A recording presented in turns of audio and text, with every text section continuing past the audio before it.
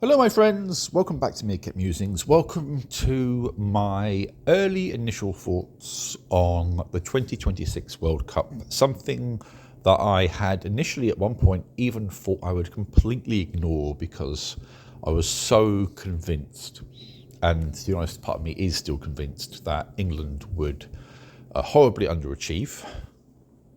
But I have watched a few games now. I'm still very much kind of ambivalent to a few things to do with this World Cup, but it's grown on me, as I suppose it almost always would. I mean, when it comes to football, I have a love-hate relationship with the sport. At times it can bring great joy, at other times it just seems to bring misery. But when it comes to things like the national team, I'm like a moth to a flame.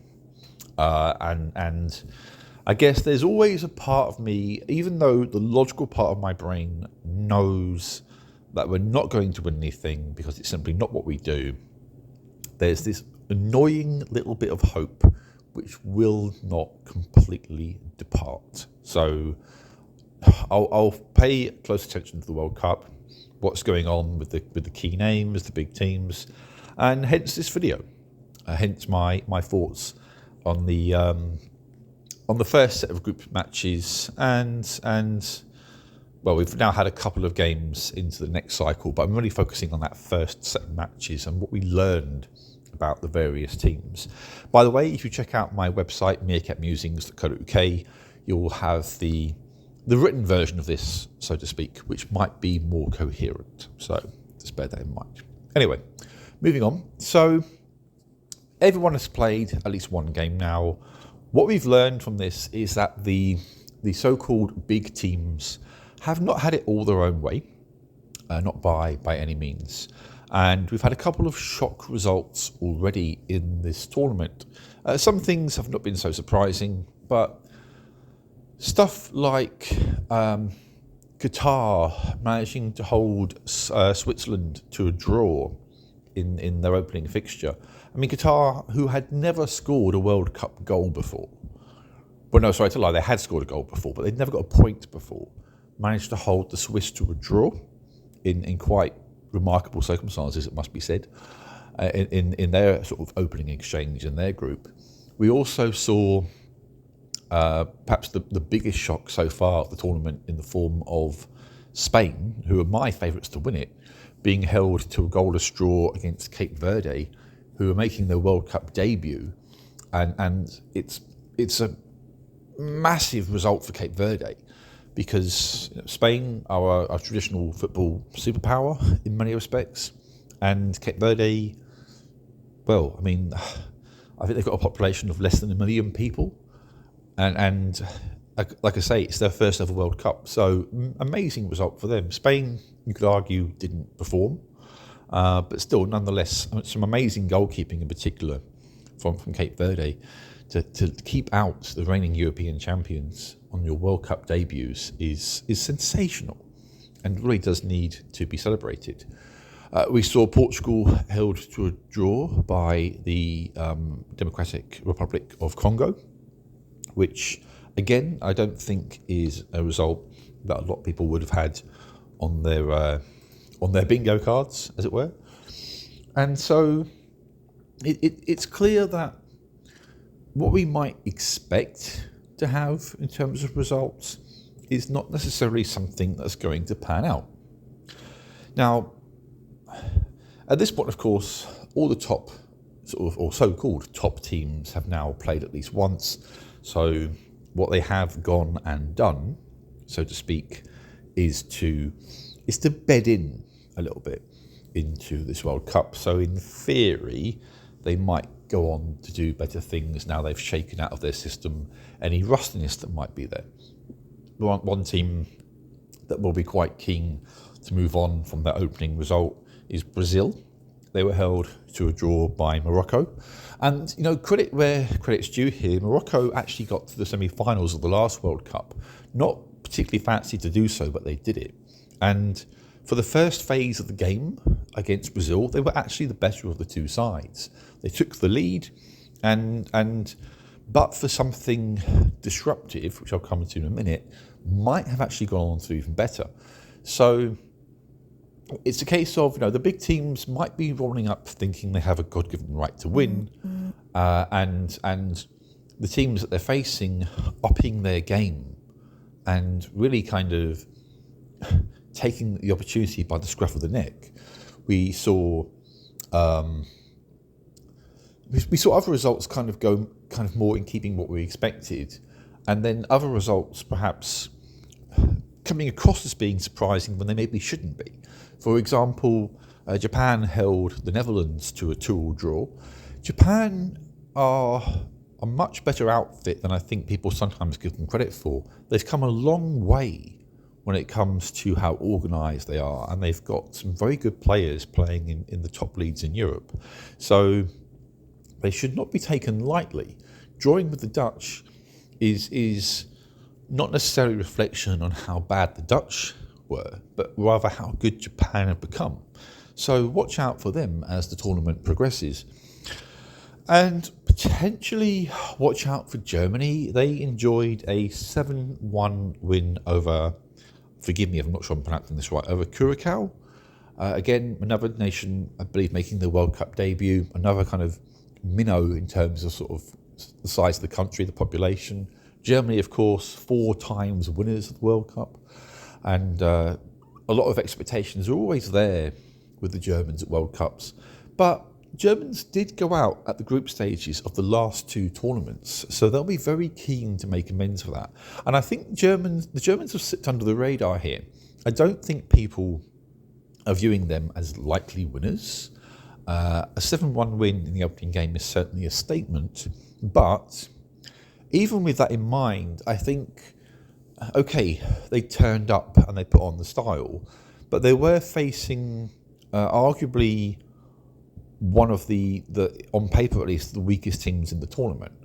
Much tougher challenges will await the Germans and await them within their own group. So did they really dazzle, so to speak, or did they merely kind of do what was required of them against opposition that unfortunately struggled a great deal?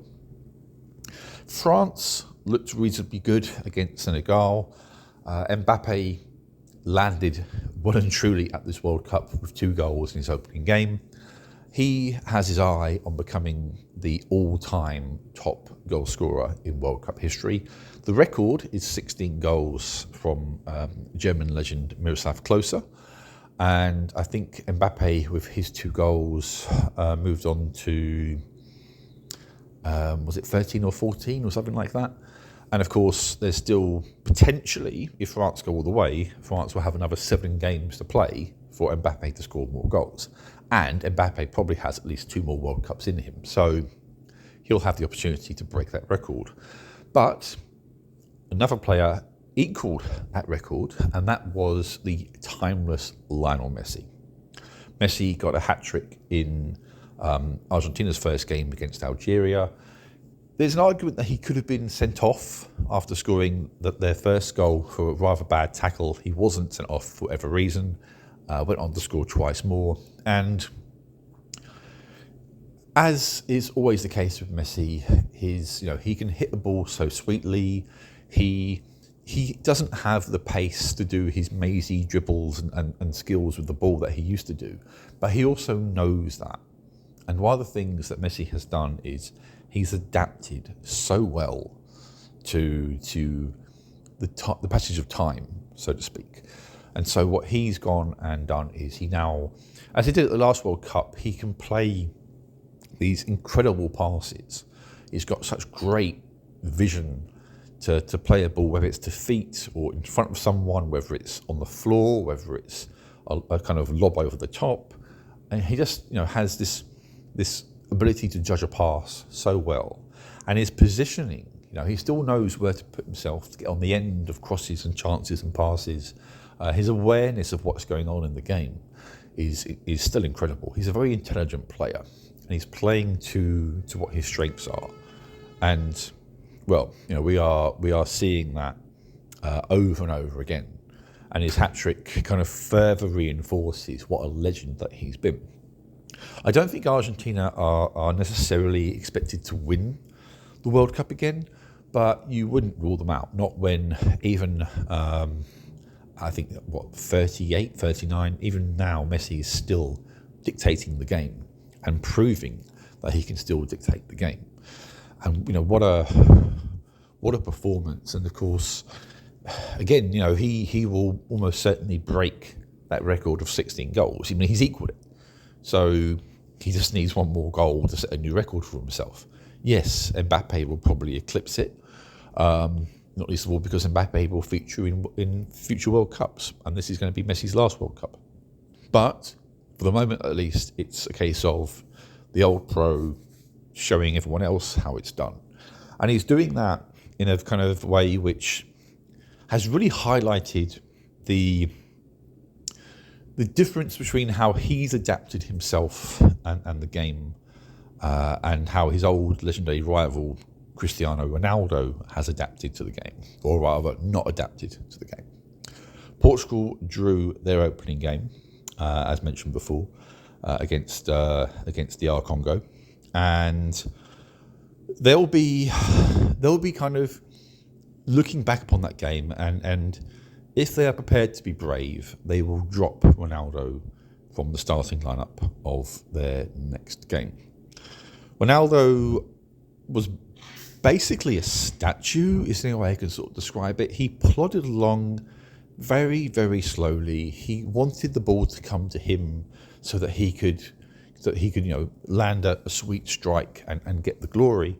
But this, unfortunately, really kind of showcases where Ronaldo is with his career right now, and it also showcases what I think is a case of his personal ego and his quest for glory and goals and stats overshadowing his team. And in this instance, of course, it's his national side that's being overshadowed. It's about Ronaldo and his numbers as opposed to doing what's best for the team. We saw some of this at the last World Cup, and funnily enough, when Ronaldo was actually dropped from the starting lineup, Portugal looked a better team. I mean, they need to think about the future. Ronaldo is 41. He's probably the fittest 41-year-old on the planet, and I have no doubt whatsoever he could still win rings around a great many other players.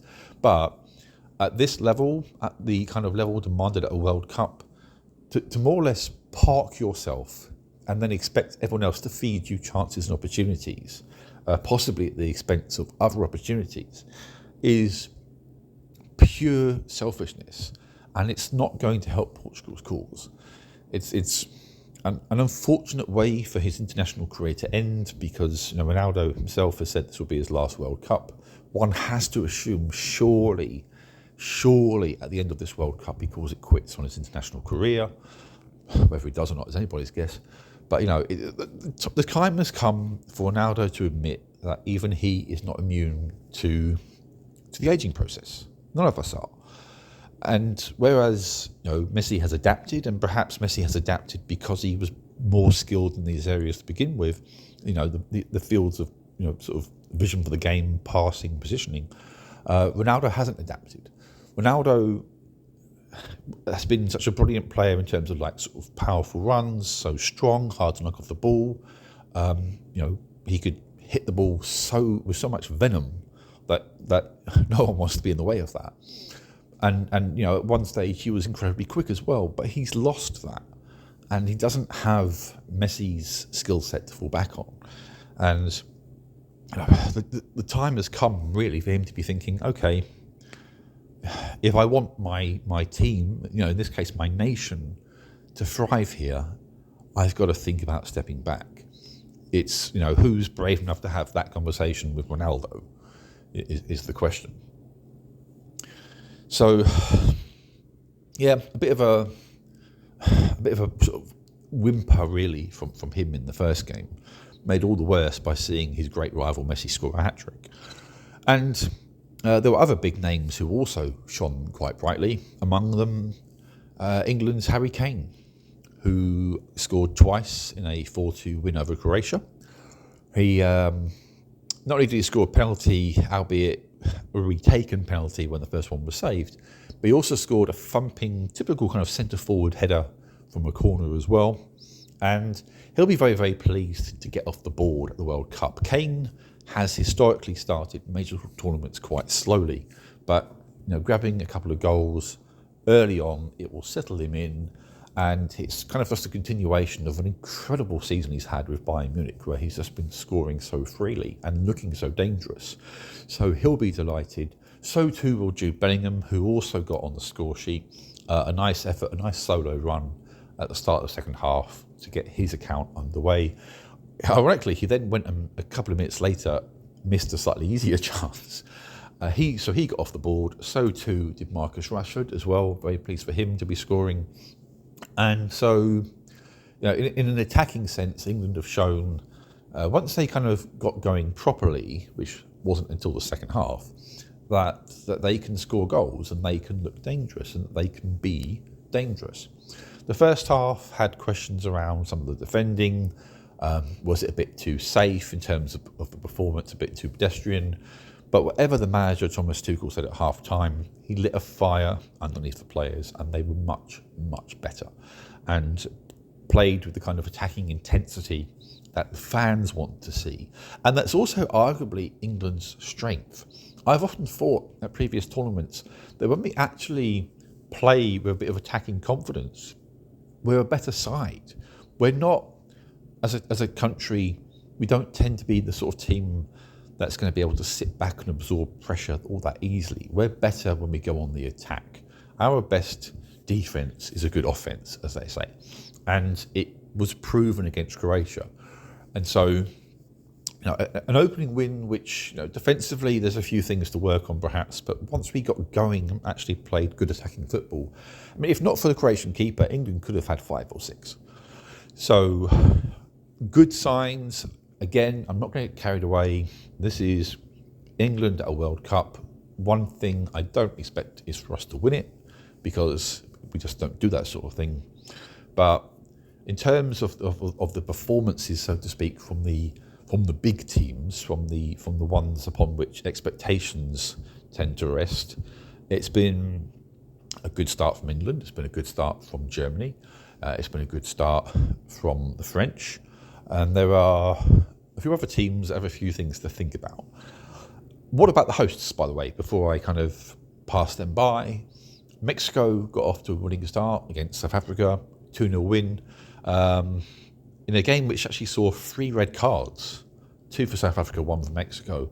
At that point, there have actually now been 4 red cards in this tournament, which equals the record set at the last one, but quite early on. So make of that what you will. In fact, no, I think there's actually been, there've been 5 or 6 red cards actually. Sorry. So no, actually, this World Cup has broken the last World Cup's sort of red card tally already. How about that? But yeah, Mexico got off to a good start. Canada drew with Bosnia, and the USA thumped Paraguay 4-1, which is quite a big statement from the USA. America's relationship with football has always been a bit kind of strange, but it's, since the last World Cup in 1994, I think Americans have come to appreciate the sport more, and if they really can kick off a proper grassroots movement, perhaps inspired by this World Cup, they could become a superpower. They've got the resources to pump into it if they really want to develop players. It's just whether or not they've got the will. And that brings me to an aspect of the game influenced perhaps by America that I didn't like, which is the stuff that's happening to pander to advertising. And this is where the sport might have a problem, because football traditionally has long periods of play punctuated by a half-time break, and then another long period of play. That, I believe, doesn't really sit very well with advertisers. And, well, let me explain. One of the things which has been introduced at this World Cup is what's been called a hydration break. And in some circumstances, I actually agree with this, because some of the matches are being played in very hot conditions and in very humid conditions. And they're environments where, we're expecting these athletes to be running around for an hour and a half, exerting themselves quite a lot, and it's actually potentially dangerous. So for some of the matches, absolutely understand it. But FIFA have basically said every game will have 2 hydration breaks, one in the first half, one in the second half. Each break is 3 minutes long, and well, it's attracted negative attention, including fans booing in the stadium, because it's, first of all, to me, it's clearly something that's catering and pandering to American TV stations, American broadcasters, and the advertising revenue and advertising powers behind those broadcasters. It's an excuse to slip in an advert break at some point during each half, because how dare people go too long without seeing an advert? Americans love adverts, or well, they seem to be forced to tolerate them, at least anyway. And so there's a lot of advert breaks basically disrupting the game. I mean, they're called hydration breaks, but let's call them what they are. They're advert breaks. Now, UK broadcasters, and I presume most European broadcasters, are not showing the adverts. They're just talking about the game. But it's definitely disruptive. And it's also providing, for better or worse, an opportunity for coaches and managers to disrupt the game still further. See, what's happening is that there might be a spell where one team is really kind of pressing and attacking, and then all of a sudden there's a hydration break, and the momentum is being taken out of that team which is driving forward and pressing and trying to score goals. And before you know it, that energy is then gone. That momentum is gone, and the other team has a chance to regroup. They have a chance to sort of chat with the tacticians and kind of rejig, so to speak, which isn't really very great if you're the team that's doing the attacking. It's giving the team that might be under the cosh a chance to regroup, which in normal circumstances wouldn't happen. So it's an element which displeases fans for a number of reasons, and it's very clearly about the advertising. We shouldn't be pretending otherwise. It's all about a few extra dollars being squeezed out for the sake of advertising, which isn't really in keeping with the game. I mean, if it's necessary because of the temperature, I understand it, but if it's not necessary, can we just not do it? Can we keep the game flowing, which is what the fans want? Otherwise, it's just going to continue to attract some very bad attention, and it's going to be a negative mark against this World Cup. And here's hoping, of course, it doesn't become a theme for future World Cups, because I really do think, and God forbid that companies try to introduce this to regular leagues across Europe, because it would be rejected out of hand, but it needs to be dropped full stop, really. So yeah, anyway, those are my initial thoughts. I think that we need to look quite strongly at the likes of France. I think Spain will improve because I think they have to, and I think that we can expect some good performances from England. I don't think we're going to win it, but I think we're going to play quite well. Just a word on Scotland. I think they're going to escape the group stages for the first time. Could be wrong, but I think this is their chance. And I think we'll see the likes of Brazil go up a notch or two as well in terms of the gears. So let's stay tuned, see how the next matches pan out, and pray for a miracle from England.